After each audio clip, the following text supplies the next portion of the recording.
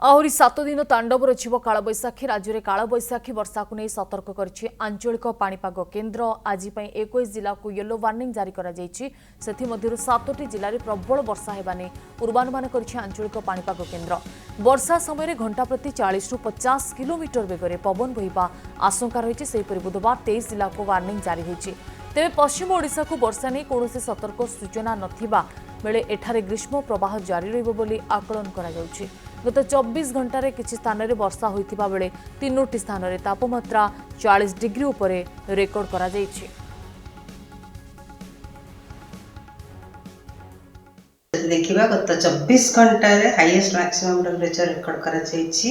बलांगीर जिल्ला रे 40.8 degree Celsius ता सहित 3टी स्थान में 40 डिग्री किंबा ताठू अधिक तापमात्रा रेकॉर्ड करा जाइछि। हल्का मध्यम धरण वर्षा रेकर्ड करा जाइछि राज्य रे। आ सर्वाधिक वर्षा रेकर्ड करा जाइछि गंजाम जिल्ला रे चिकिटी ठारे 64.8 मिलीमीटर वर्षा। आगामी 7 दिन हल्का मध्यम धरण वर्षा रहिबार संभावना रही।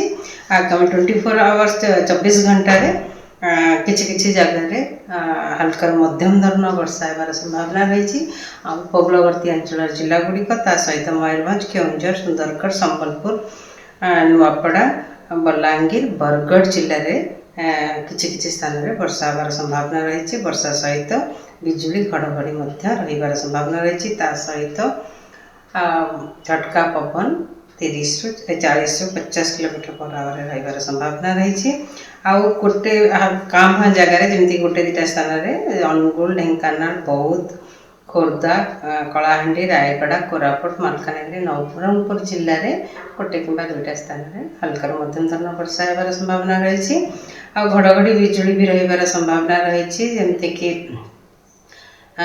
जमती कंधमाल, कलाहांडी, रायगड़ा, कलाहांडी, मालकानगिरी, कोरापुट, नवरंगपुर जिले में।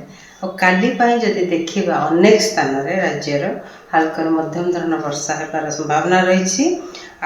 सहित वार्निंग दि जाइछि हेवी रेनफॉल वार्निंग दि जाइछि। हेवी रेनफॉल सहित लाइट बिजुली घड़घड़ी आउ झटका पवन 40 ରୁ 50 किलोमीटर बेगर बहिबार संभावना रही।